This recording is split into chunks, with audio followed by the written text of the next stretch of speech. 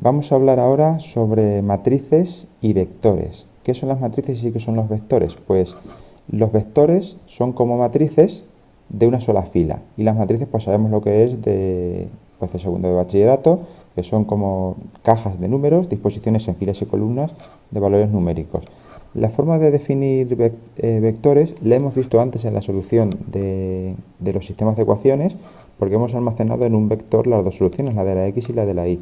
Entonces, un vector normalmente lo vamos a declarar pues metiéndolo entre corchetes y una de dos. O escribo los números separados por espacios, que sería ese, o bien voy a definir otro, pues lo separo por comas. Y ya está. Si no queremos que nos muestre la solución aquí, le ponemos un punto y coma y entonces ya no nos la muestra. Entonces, pues como veis, dos formas de definir, o bien con espacios o bien con comas, separando con comas. Luego, si yo quiero hacer, esto sería un vector fila, si yo quiero hacer un vector columna, por ejemplo el z, pues para hacer un vector columna lo que tengo que hacer es separar por punto y coma. Entonces, separando por punto y coma, lo que tengo es un vector columna. Como veis, me lo ha dibujado como una columna. Y aquí me van apareciendo los elementos que tengo en funcionamiento. Podemos definir vectores que tienen unas ciertas condiciones. Si imaginaos que necesito un vector que lleve los números del 1 al 20. ¿Cómo haría eso? Pues hay varias formas. La primera sería hacer la siguiente. Digo, B, por ejemplo, pues si lo llamo B, bueno, voy a llamarle A igual, pongo el primer número, escribo dos puntos, escribo el espaciado que quiero entre ellos, sería por ejemplo 1, de 1 en 1, y quisiera llegar hasta el número 20. Con esto me hace un vector de 20 números de 1 en 1. ¿Que quiero hacerlo de medio punto en medio punto? Pues aquí en medio escribo 0,5. Lo que tengo que escribir siempre es el primer número por el que yo empiezo, el número por el que voy a terminar, y el número del centro es el salto. Es el paso que voy haciendo para ir pasando de uno a otro. Entonces lo que me hace es 1 más 1, que sería 2, más 1, 3, más 1, 4, más 1, 5, hasta llegar al 20, que es el último que le tengo definido. Otra forma de hacerlo, por si no me acuerdo de esto, es, por ejemplo, yo me definir el comando B, linspace, ¿de acuerdo? Y lo que ponemos es el primer número, entre paréntesis, el primer número, el último número, y luego le digo el número de valores que quiero. ¿Cuántos valores quiero? Pues quiero 20. Y entonces, como veis, me ha provocado exactamente lo mismo. Me ha hecho 20 números entre 1 y 20, comenzando en el 1 y terminando en el 20. Si os dais cuenta, el vector A y el vector B son exactamente iguales. He definido de la misma forma, de dos formas diferentes, el mismo vector, digámoslo así.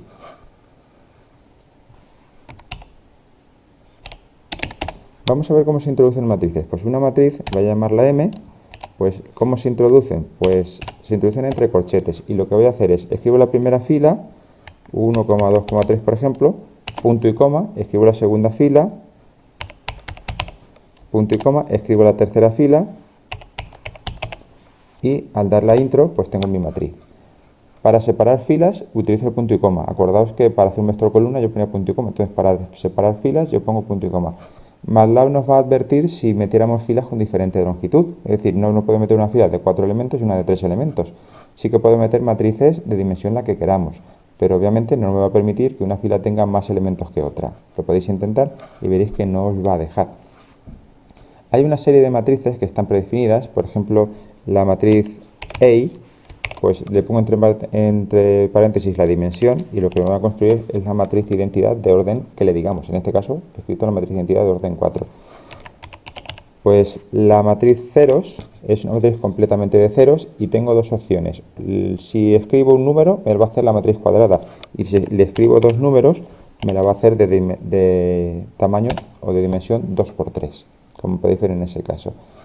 La matriz ones, pues lo que me produce es, si le meto un solo número, todo unos, y si le meto dos números, pues fila y columna, una matriz completa de unos, que puede ser útil en ciertas circunstancias.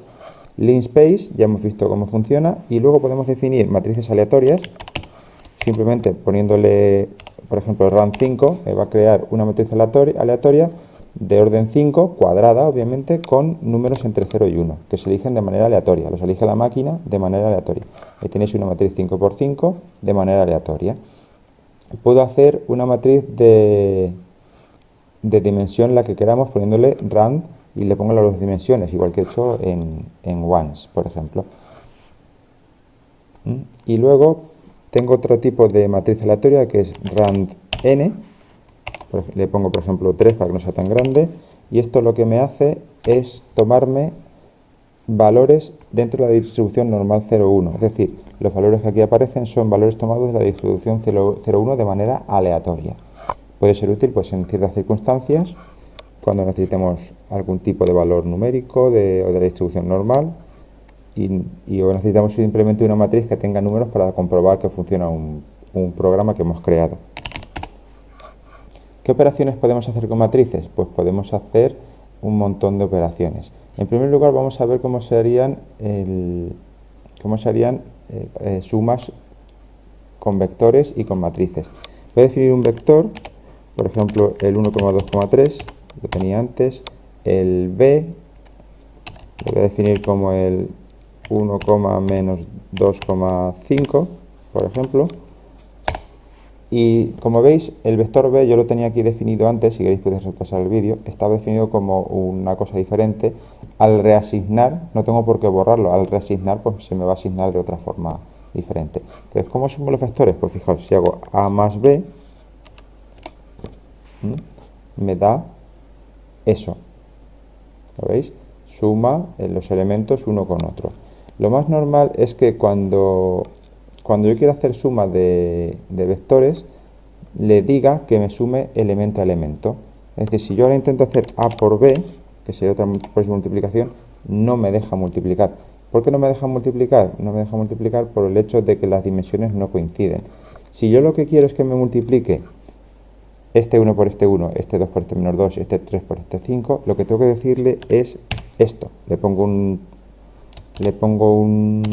punto delante y con eso le estoy diciendo que quiero que me haga la operación elemento a elemento. Y esto con todas las operaciones, con la de suma, con la de potencia, todo. Si os dais cuenta, me ha hecho multiplicarme uno por otro, 1 por 1, 2 por menos 2 y 3 por 5.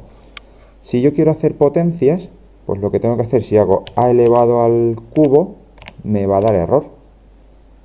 ¿Por qué me da error? Pues porque no puede elevar un vector al cubo. Lo que tiene que hacer, lo que tenemos que decirle es que haga elemento a elemento. Entonces yo hago a punto cubo y con esto me eleva cada uno de los elementos al cubo. Me ha elevado el 1, me ha elevado el 2 y me ha elevado el 3 al cubo. Para el producto escalar no hay función definida, pero el producto escalar yo lo que puedo hacer es multiplicar los elementos uno a uno y sumarlos. Es decir, si yo quiero hacer el producto escalar de dos vectores, pues hago la multiplicación elemento a elemento y luego sumo los elementos de la matriz. ¿Cómo? Pues si yo quiero sumar los elementos del vector A, pues hago sum A. Y con eso me suman los elementos que hay en el vector A. He hecho 1 menos 2.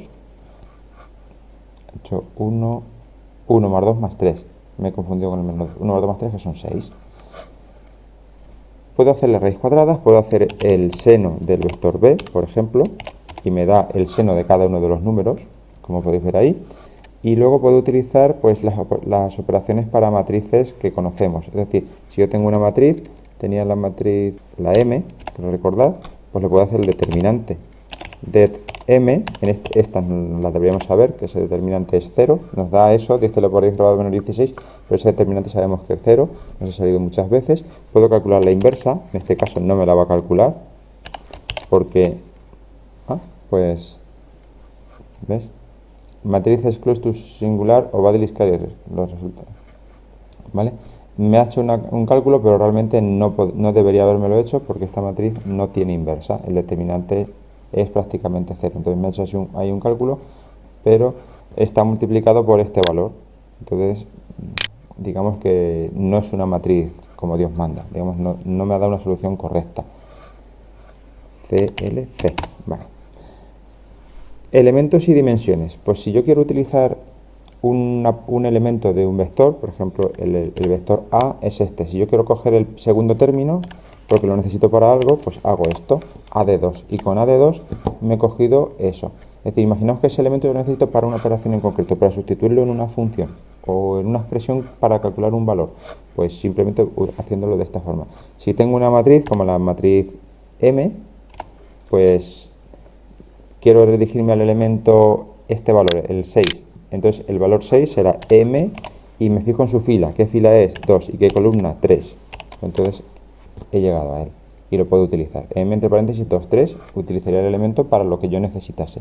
De hecho, incluso yo puedo modificar el valor de ese elemento. Es decir, si yo hago M de 2, 3 igual y le asigno un nuevo valor, por ejemplo el menos 1, pues la matriz ha cambiado, como podéis ver. Y ahora seguramente el determinante de M ya no da 0. Y la inversa de M ya se puede hacer como Dios manda y no nos da la advertencia que nos ha dicho antes de que imaginaba que podría no existir porque el determinante era 0 o muy próximo a 0. Podemos elegir una columna entera o una fila entera. Pues podemos decir, por ejemplo, la matriz M, digo M y quiero coger la fila 2 entera. Pues hago eso, coma, y pongo 2 puntos. Con esto voy a coger la fila entera. Puedo hacer exactamente para columnas. Lo que hago es asterisco, coma, y cojo la fila tercera, por ejemplo, la que hemos cambiado por el menos 1. Como veis, aparece aquí.